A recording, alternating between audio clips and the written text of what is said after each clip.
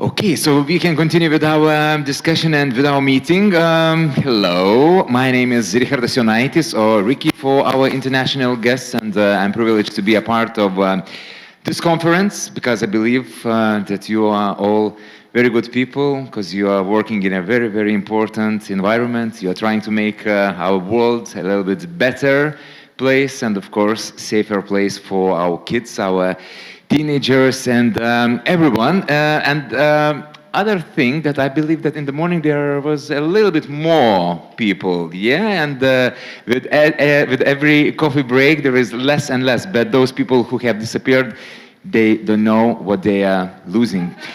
Okay, so it's my privilege to announce who is our guests and our panelists, and in order, it's Hannah Barroy, student, Partnership Against Bullying from Norway. Hi. Senior advisor at Save the Children from Denmark, Signe Marie Paludan Bogasko. Hi. PhD, head of Childline, Lithuania, our superstar, Robertas Povilaitis. Robertas, hi, big privilege to see you here. PhD senior specialist at the Mannerheim League for Child Welfare from Finland, Virpi Pohjonen, and head of development at the Swedish Bullying Prevention Organization Friends from Sweden, Frida Varg. So, dear guests, we are having a conference during all this day and lots of talks about that despite many, many initiatives, it's sadly to say that bullying, it's not disappearing. It's changing maybe its style, it's changing its places, more bullying in a new environments and like new electronical environments. But sadly to say, bullying still exists. So my first and a common question for all of you is, maybe shortly you can answer, so what are we doing wrongly? What can we do better? Why it's not disappearing? And maybe it's just an impossible dream that bullying wouldn't exist. Frida, let's start with you. Hello.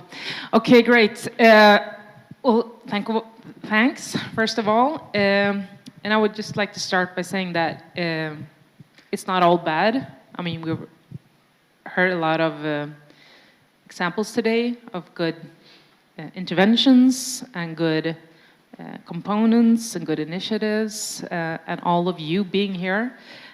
So we should remember that, but also, of course, learn from our failure and look at that and see what we're doing wrong and try to see the things that we're doing good, in what context is that working, and in what context are efforts not working, and learn from that. But I mean, there are schools that are doing really good, and there are countries that are doing better than others. So I mean, that's what we're doing today, learning from each other.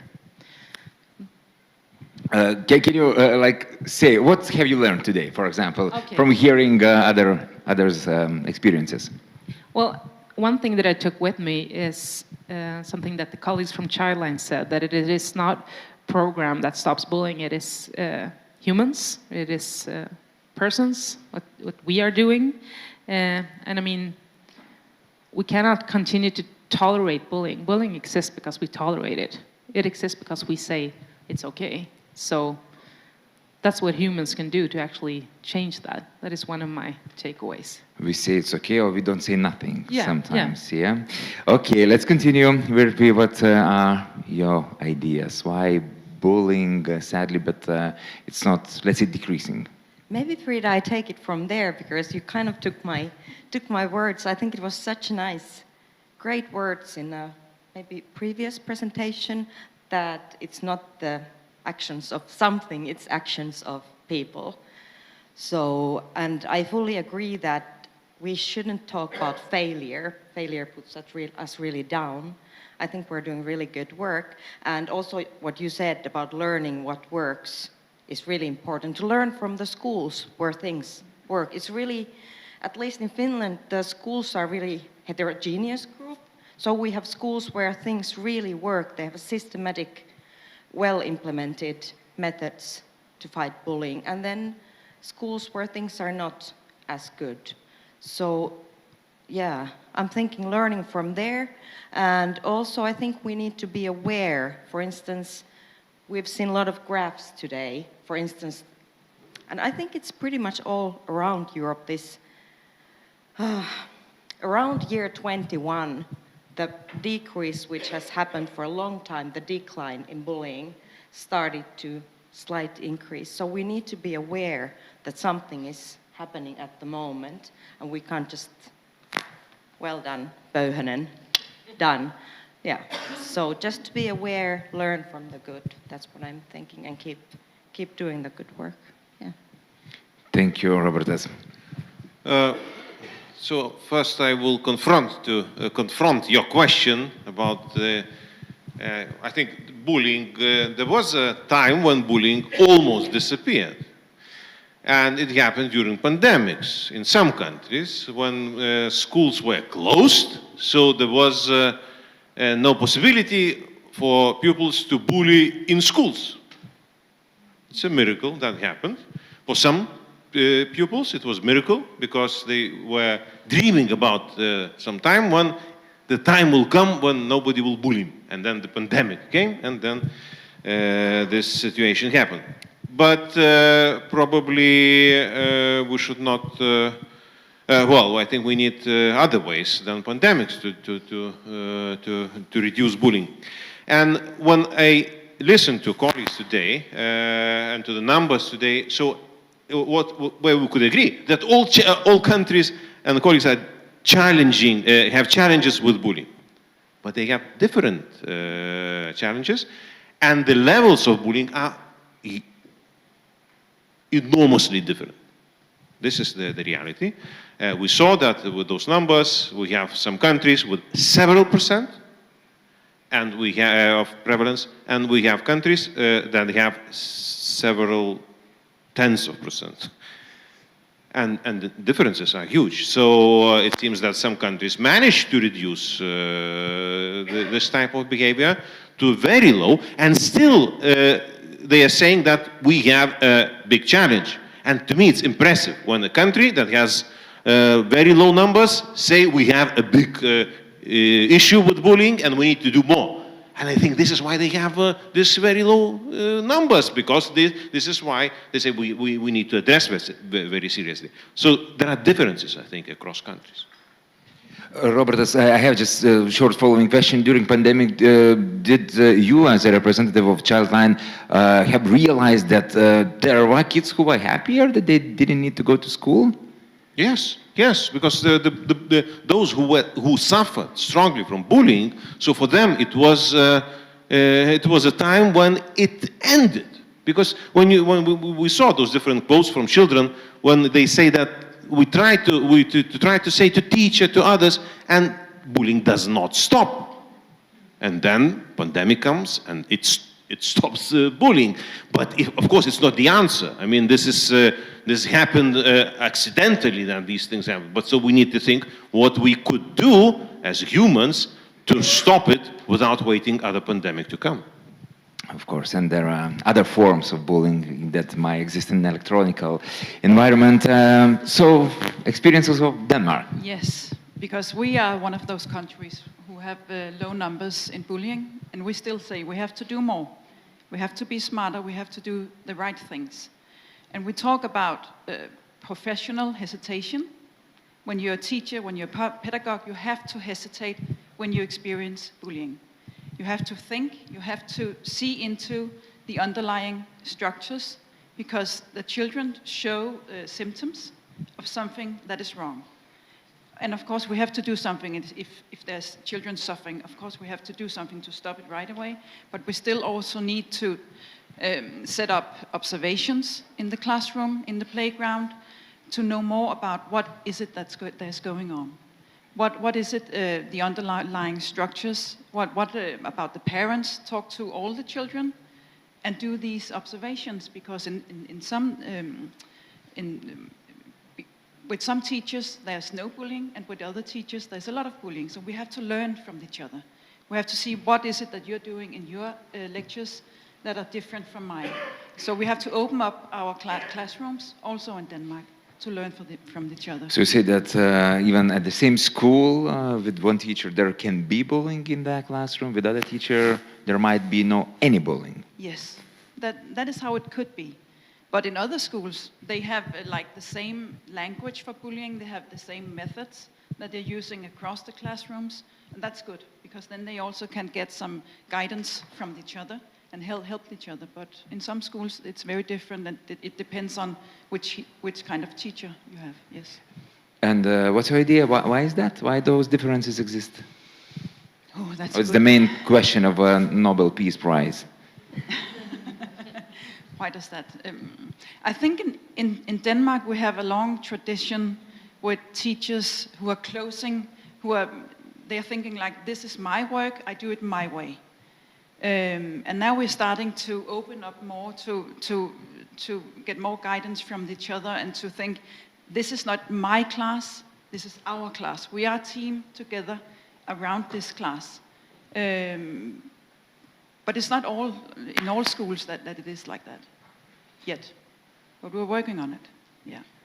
Good, thank you. Thank you so much. And Hannah, what would you like to share about this topic? I think that maybe, because I'm one of the youths, I think that we're quite... Yeah, me too. Right. Used to be. We're impatient. I think the society is changing so fast, and we're changing so fast with it. And at least in Norway, the 13 years we go to school, it's not enough time to have the need. We do need help for the bullying prevention. And I feel like because of the social media and everything changing every single day, and we have a new trend every single day, and my peers just keep on changing and changing. Each year they go to school. I think there's no time for the teacher who stays at the school for more than our 13 years, no time for them to actually do something about one specific case. And that's something I find quite challenging with especially under COVID, when we had a different school, different, what's it called? School day, every single day, and it's something that nobody was used to, then we probably should have changed the bullying prevention as fast as we managed to change our school days. And that's quite difficult. And in Norway, what help teenagers do receive? What do you have lines like we have here? I don't have any doubts that you have lines where, for example, young people can call and talk to some psychologist or psychologist at school. What's the situation? We have different things, and it depends where in Norway you are too, but we have numbers you can call if you need help, and we have, in each school, there should be a person, at least there's a law that says it should be a person just at school every single day to help with the health of the children. That's something that's not followed up. So we're used to being quite angry at the school for not keeping up with our needs when it comes to not being able to help us when we need it. Okay, thank you so much. I know that you will share some more experiences. I want to go back to Frida. And we know that your organization, Friends, has been one of the initiators of the debate on an updated definition of bullying. Could you share with us how the revision of the definition is proposed? Because it's a really interesting idea. Yes, sure. We haven't talked too much today about the definition of bullying, but it has been under the surface, so to speak, especially when we look at all those numbers of data, because all of them, I would say, uses the traditional definition of bullying that was created in the 70s by Dan Alveus, Norwegian, the father of bullying research. So he has been very important for the field and for all of us for doing that, and also developing a lot of interventions. But the definition, the traditional definition, has also been debated and received a lot of criticism, and a lot of stakeholders feel that it's maybe not too easy to use. And just to remind everyone that the traditional definition is that bullying is repeated, that it's in power balance, and that there's in deliberate intention behind the action, that there's an intent to harm. It's the most cited one, it's the most used one, but sometimes it's also doesn't capture the full complicity of bullying. So I'm not going to go through the whole history of it, but actually it has been going on since 2020 until now, 2024, to work on a more inclusive definition. There have been working groups, there have been scientific committees, there have been proposed definitions to the bullying prevention community that gave feedback to it. We have tested it on youth and on the NGO, different NGOs. We have talked about it in our Nordic Anti-Bullying Network organizations. So there's been a lot of ongoing work during these 4 years to come up with a more inclusive definition. And first, I also want to say that it's not a perfect definition, the one that is now set and will be published in a few weeks by the World Anti-Bullying Forum and UNESCO. And UNESCO is the UN's organ, is that the English word? Yeah, their educational organ, board, yes, something like that. And the UNESCO share on bullying. So we are all aware that it's almost impossible to create an updated, revised, inclusive definition that is short and that everyone can remember and that can be used in every setting, everywhere. So it's very important to say that this is not a perfect definition, and we do not believe that that's even possible to make one. So should I read the definition, or should I just explain the core components, or do you want to move on, or? Yes, 3 yeses, let's say, or 1 year, so I don't know which one. Okay. No, yeah, but it would be interesting to hear. And do I understand correctly that in a few days it will be published more widely?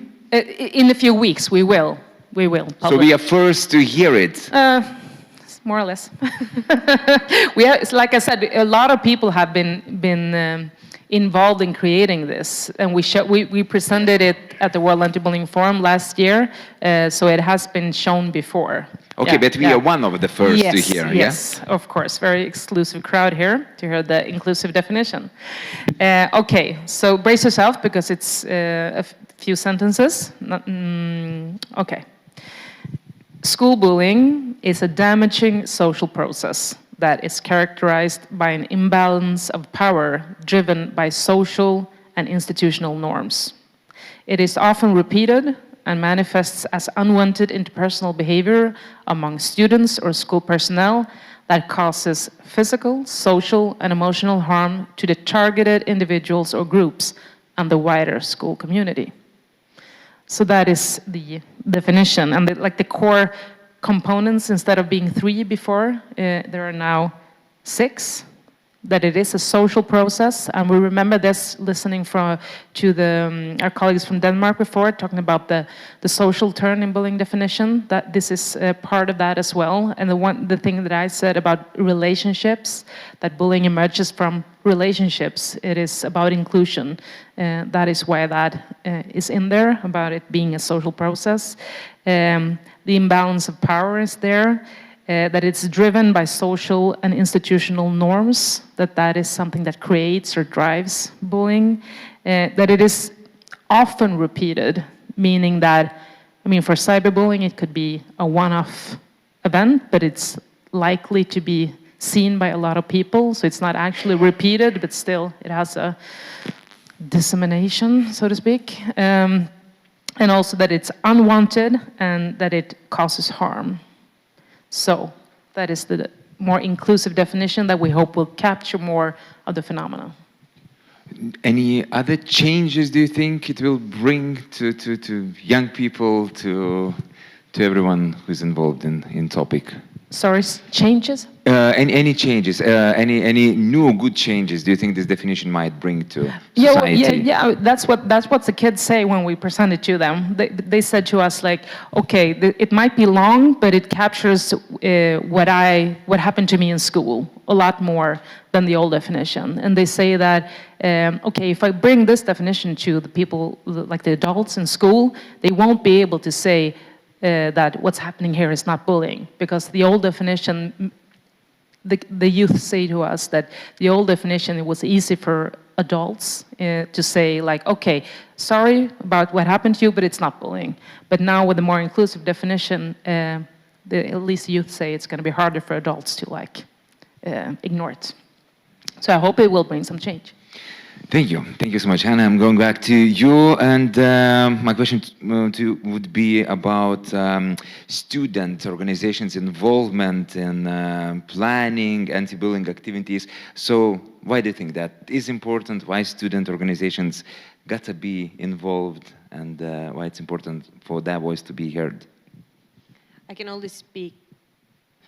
It's on? Okay, good. I can only speak for Norway, because we haven't that much cooperation with the student organizations in your countries when it comes to anti-bullying, but we have cooperation when it comes to just school politics. But I think that, I don't remember which country said it, but you talked about how it's the children all the way. And I think that if you're gonna include us in the prospect and in the data collection you're doing when every scientist is going around every school and asking, you have to include us in the conversations and dialogues when you're talking about how to fix it. Because it's quite hard to tell, especially a kid in first grade, that you should do this and not do this, because they can't see the reason for why they should or shouldn't do things. So you have to take us all the way through. And especially when student organizations like mine, we change our volunteers every single year. So you always have the same, or not the same, but you have the newest information coming from school every time. So you don't keep on falling behind when you need to be active all the time. And I think that's important when it comes to the student organizations. Hannah, as a representative of youth, what do you think about adults? And do adults have full understanding of bullying and how it affects youth and so on? Because, you know, some years ago, this bullying maybe was different, and maybe they are not always, how to say, they can understand how young people do feel. I think it depends on the adult, at least, because some adults may take it too seriously and do a big thing out of a small case that shouldn't be talked about out loud or with more people than they said they would. And I think some people just hush it down too much too, so that they won't talk about it at all. And that's one of the things I think is most important, is the conversations with the children all the time, every day, and talking about, because you in Denmark have this mobbefri, yeah, free of bullying. And you said that you should use that program in the everyday life in kindergarten, and that's important. You can't just tell our students that, okay, now this is bullying, and we don't do that, and then we go on with every single thing we do at school. You have to take the anti-bullying and the things we should do at school in every single lesson, because every teacher is somewhat of a star for every student, so they look up to them, and how they act around their children is how the children act around each other. So I think it's difficult to find a solution without us, but it's not going to be a solution that can actively help if we don't use the youth to discuss how the solution should be brought up. And that's, yeah, I think that's important. You mentioned that in Denmark these activities starts since kindergarten. So how do you work with the really young kids? What do you explaining them about bullying? Can you name some examples? Yeah, we talked about it earlier, that we start in nurseries. So we start very early, because the early prevention is very important. But in the nurseries, we primarily work with the role models, the pedagogues and the teachers, because it depends on how are they together with the children, how are they together with each other, how are they together with the parents, how do they talk to each other. It's very important. And that's why we can start. We can start looking at ourselves. So I'm very, I think it's the key point is that we are all role models to each other and to the children. The children don't necessarily learn from what we talk about. They also learn from what we do. Even more, right? Even more, yes. Even more, yes. By our activities. Yes. Very interesting. Madam Virpi, I'm going back to you. And you are both a scientist and a practitioner. A few years ago, you published a book titled Out of the Vicious Circle. Can the cycle of school bullying be broken? So do you believe that science holds the answer to breaking the vicious circle of bullying? I think that's a great question. I'm thinking that maybe solution is a bit strong word here, but I think it can lead us away in a way, because I think the studies and science can help us to negotiate where to look, what works, what not, which processes should we influence, where to focus, because bullying is really, I think what makes bullying such a difficult phenomena is that it's so serious and it's so multi-dimensional, multi-layered. We can't find one reason. I mean, if there would be one reason, I think we would have figured it out kind of already. And in a way, I think today is a great example of how science can lead us. I think, for instance, Sara, you had great talk about the norms and how that influences. And you Signe, had a great video about the influence of the group on the bullying phenomena. And you asked about the differences between the classrooms. One way we can explain that is that classrooms have different norms. So some classroom might have more anti-bullying norms, and it's okay to defend the victim of bullying. But others have norms to support the student who bullies, who might be popular on that classroom. So that points us towards the process of norms. You talked, Frida, about the moral disengagement, how we, I don't want to say we because I don't personally bully, but how it's possible to explain the shame and the bad things you do and sort of turn the picture around, blame the victim, for instance. And that's important, because also as adults, we should be, sometimes when I discuss with us adults, I can see that we might even go with these explanations that the victim was somehow weird or made the situation. But then we should remind ourselves about moral disengagement. Yeah, and I could go on and on, but I will finish here. But I think today, I think it shows that we need studies to point the way. Yeah.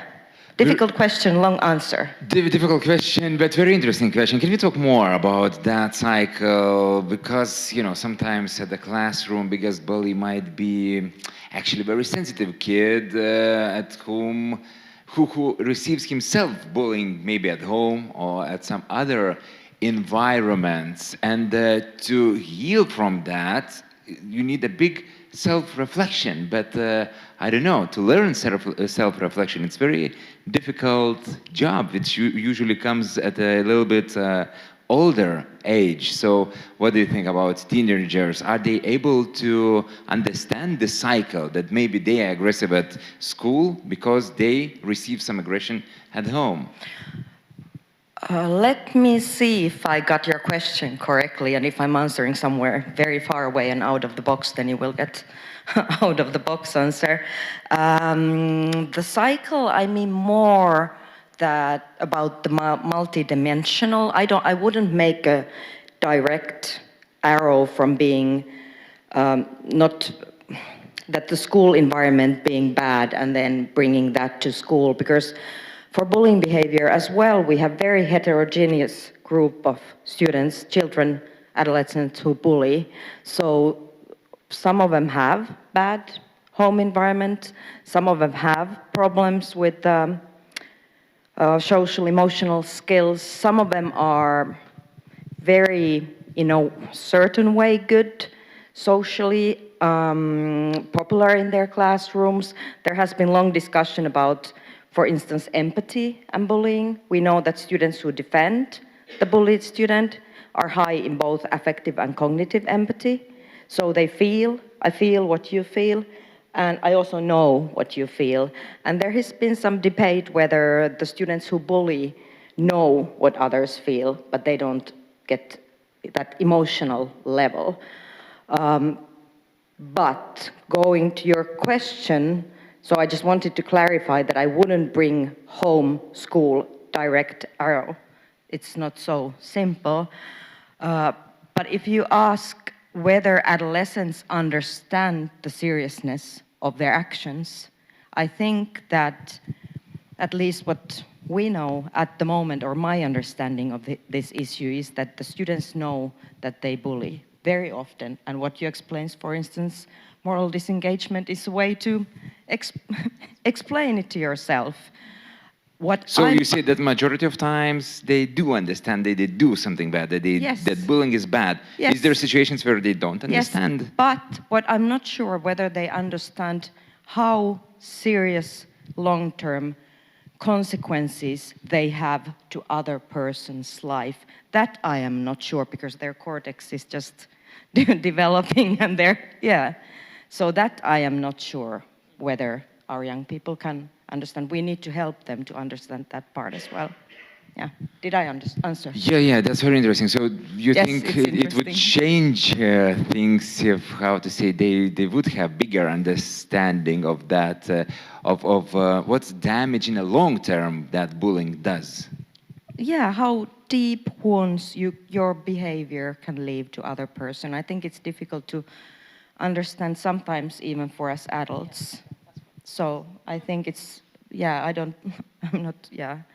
I think it's difficult to understand that our words and actions can have really strong effects to other people's lives. But then on the other hand, I think it's really empowering to young people I work with to know that their good actions can also have really, really strong influence to other people's lives, which is the other side of the coin. I'm just thinking about one song. It's like, is it too late to apologize? So, what do you think? Is it too late to apologize to someone who you might hurt? Maybe, I don't know, 20 years ago or something like that. How is it? I don't think it's never too late to apologize, but I think the strongest apology is the change of the behavior. Sometimes apology can also be not honest and not meaning it from the heart. So, that's my opinion on apologies. Okay, Robertas, I will have you one question about your work and about Lithuania and about our children. But from the audience, I want to ask, maybe some of you do have questions to any participants in particular, and would you like to address Kamal? Yeah, okay. So let's bring microphone.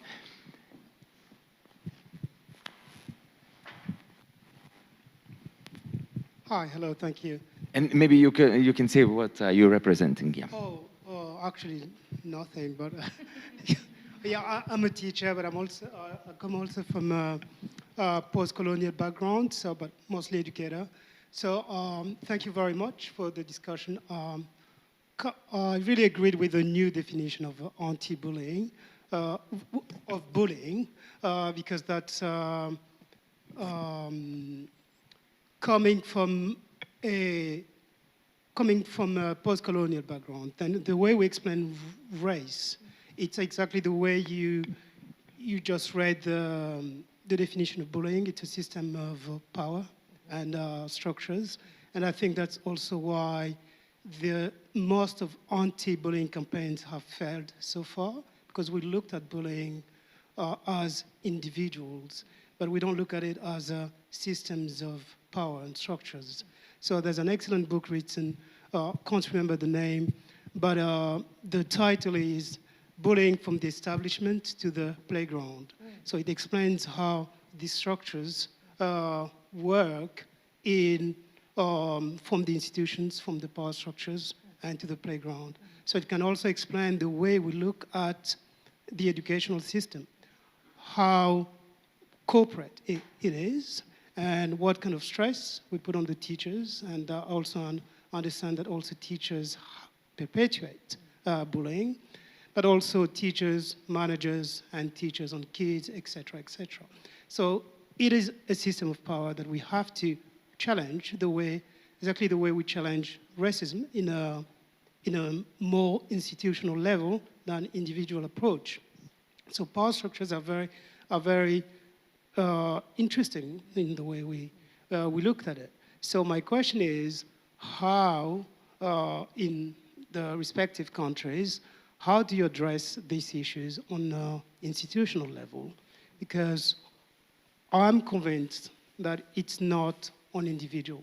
We have to tackle the issue of course, here I've talked about racism, but there's a question of disability, how we looked at learning, question of Islamophobia, race, etc., gender issues. So all of these are structural issues that we have to tackle. So how, in your campaigns, are addressing this? Thank you. Thank you. Yeah, I can go first. Thank you for that question and for bringing that to our attention here in the room, because everything about bullying is related to systems of power and systems of oppression as well, and also how they intersect, like the theory of intersectionality that you are, because when we focus too much on just group levels, we don't see the patterns, we don't see the structures, and there are students, there are children, there are more at risk than others. And we saw that on the circle of power, was it, Sarah, that you had before, that you showed the closer to the norm you are, the less at risk you are of bullying. And the education system is one of the systems that we need to change and to work on in order to change that, of course. We mainly speak of 4 areas when we talk about systemic change, like the justice system, the labor system, like the workplaces, and the system of housing, how you get where you live and how you get places to live, but then also education. One of the approaches that UNESCO has brought up is also not only the whole school approach, but the whole education approach. To look at the whole system of education needs to change and need to adapt in order to come close to this. So maybe that was not the answer to what Sweden is doing in particular, but just a note on what you said. And if I can answer very briefly about what we are doing in Sweden, not enough. We have a lot of bias-based bullying in Sweden, but we have pretty good legislation on discrimination and harassment in schools related to different grounds on discrimination, and at least that is a start. Thank you. Any more questions? Do we have? Please raise your hands. Don't hurry so much, guys. Slowly, slowly. No. Do we have any more questions? If not, we can continue. Robertas, I want to ask you, as a fellow Lithuanian, Lithuanians, in many cases, we look to Nordic countries, right? To Scandinavian countries as very, very good examples. What are we learning from Scandinavian countries in this field, in anti bullying environment? What are we learning from other countries? One thing, it's not about learning, but it's about jealousy, that I start feeling some jealousy, how many and wonderful things some organizations are implementing. But if we speak about learning, so I would mention several things. One thing is, if we want to do something about bullying in schools, so we should start earlier. And then I hear nurseries, which is not school, which is not educational sector. Usually it's health sector. And I'm impressed about this idea. So it's before kindergartens, it's like one level before. And then we have kindergartens, and then we have schools. And then if we start raising what can we do in the high school, or I don't know at what age, or gymnasium, or what can we do with bullying then? So the question is that we probably could do something, we need to do something, but we already probably are 18 years late to start things, because things start earlier, much earlier. So it's like with probably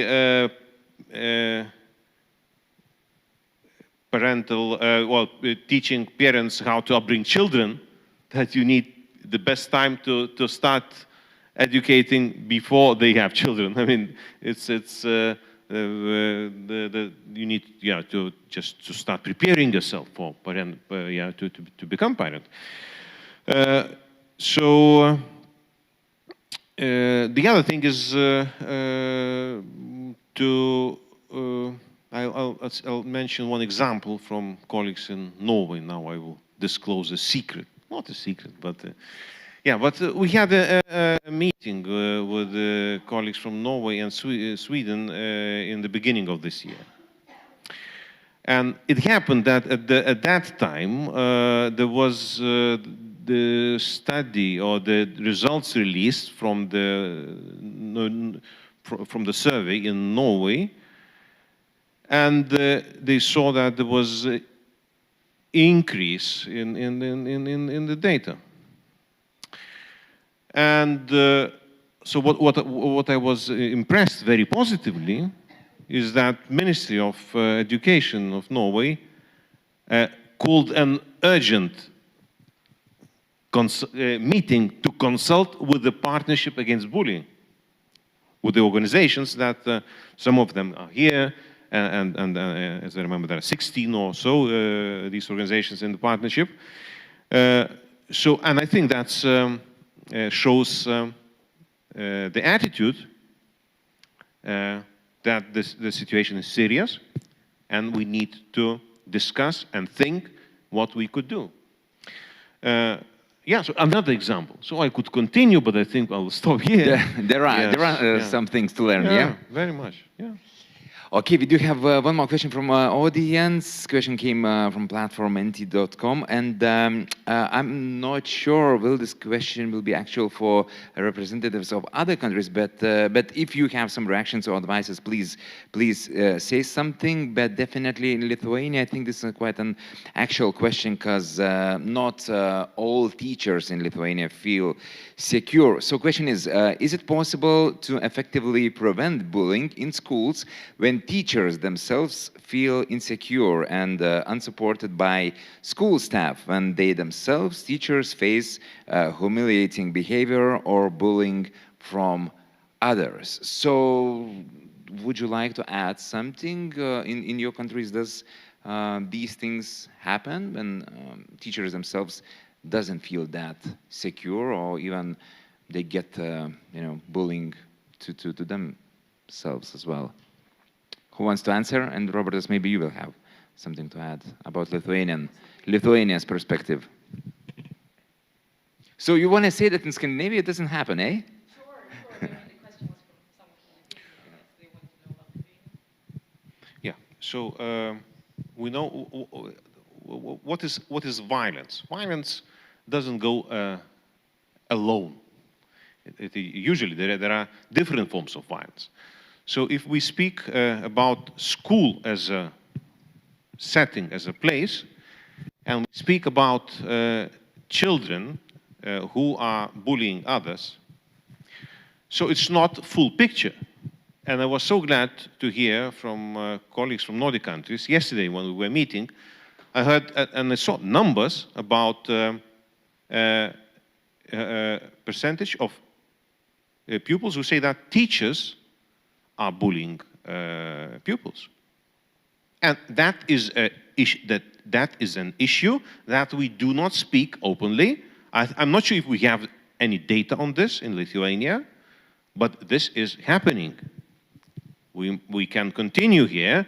And the question that you, Richardas, asked about this adult people humiliating others in the school.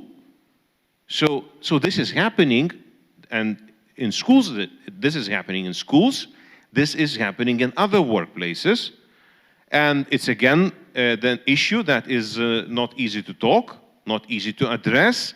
I think our society is only recognizing this issue. But yes, we had some cases, very sad cases in Lithuania, when adults with continuously for a long time experiencing workplace bullying, and that was also, it's about the systematic about the structures, because in some structures this is going and going, and it doesn't seem to the outside world, and it's happening, and then there are some traditions of his humiliating behavior, and so on. So of course, school as a workplace, as a place where adults and children meet, there are different directions of aggression and violence happening, and so we should not talk only about children. And because it's not like children only became aggressive, in a very peaceful environment of adults who meet and greet each other with smile and just talk only politely and so on.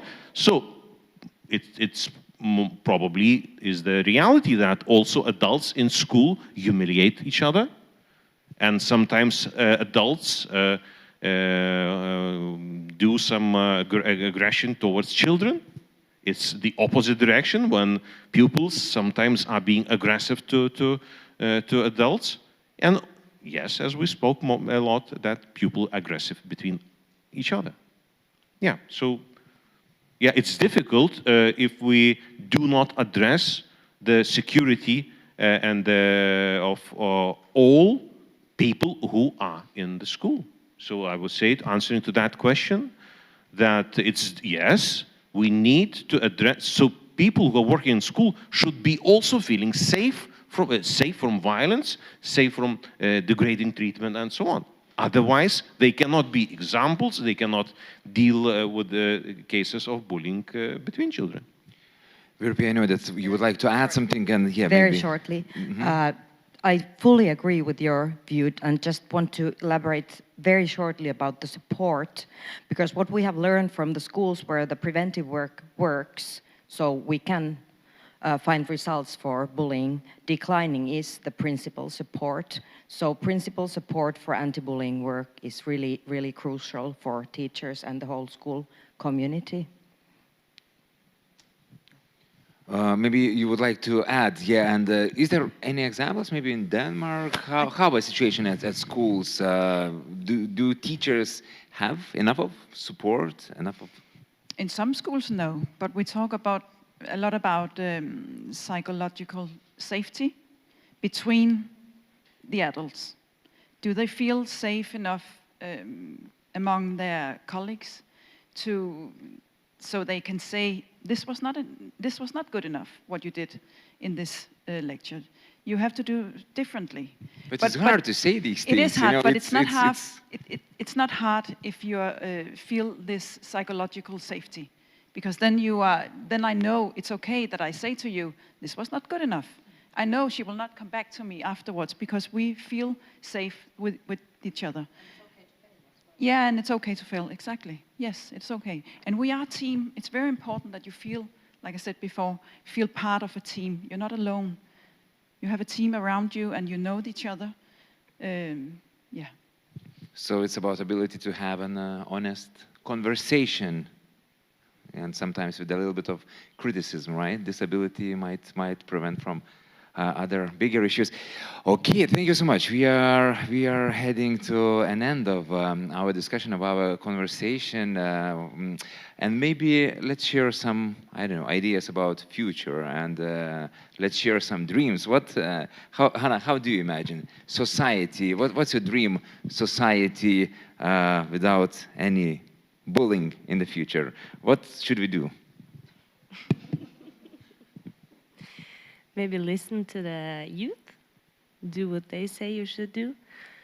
I don't comply that we have the solution, because I think you guys could come up with a much better solution than most of the children could.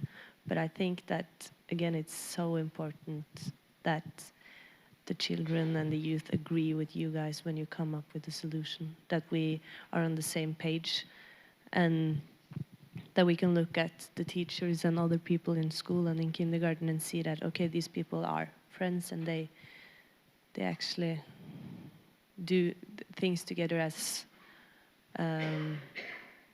one. So we should do the same thing. I hope that for our school politics too, that we don't use 10 years of finding a solution and then the solution doesn't work anymore because the society changed so fast. But I'm youth, I'm young, so I'm really, really impatient. Mm-hmm. Yeah, we need changes. When do we need them? Now, right?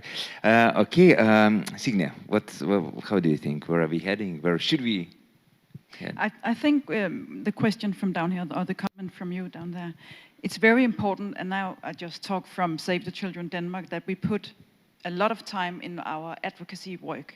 So we go to the politicians and say, this is not good enough, you have to focus on this, and not only focus on the curriculum and the math and the Danish and the English and all that the children also will have to learn. You also have to put a lot of focus on this area. That's the most important thing. Yeah. Thank you. Robertas, to whom in Lithuania, to what organizations you would say it's not good enough, you should do better, or we can do better? One organization.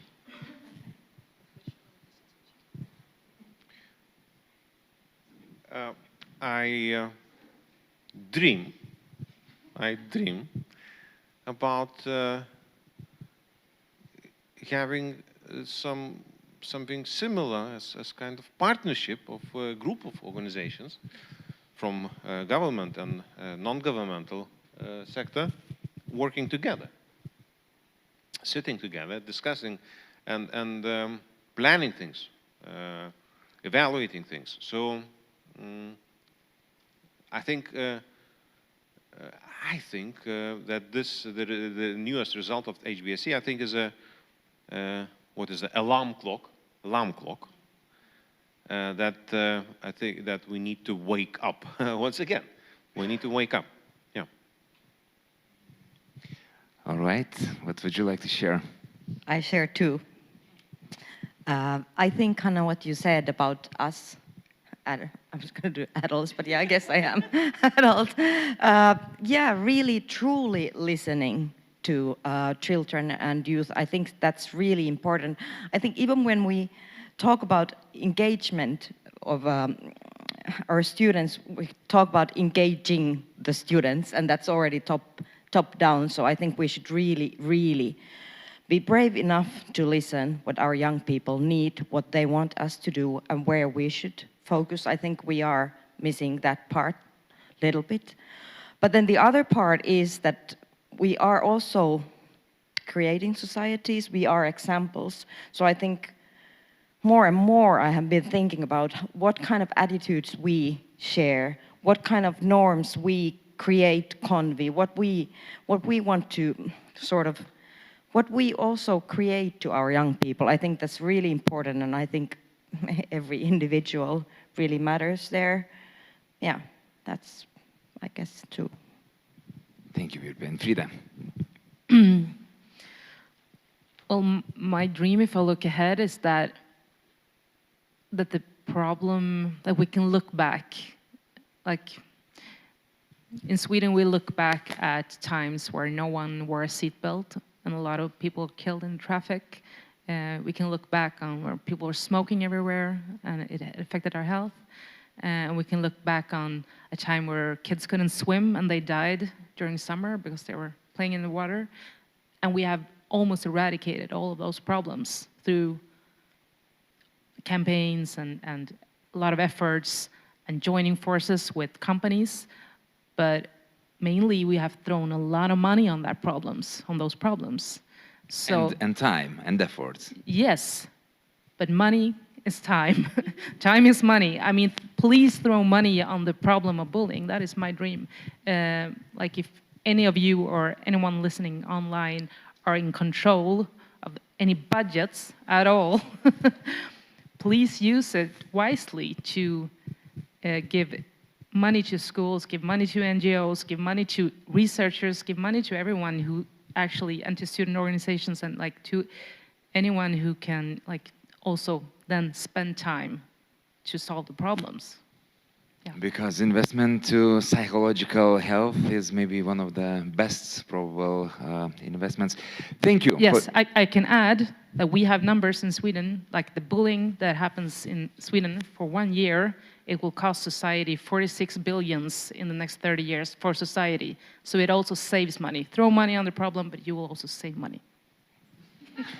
That's a good advice at the end of our discussion. Thank you so much.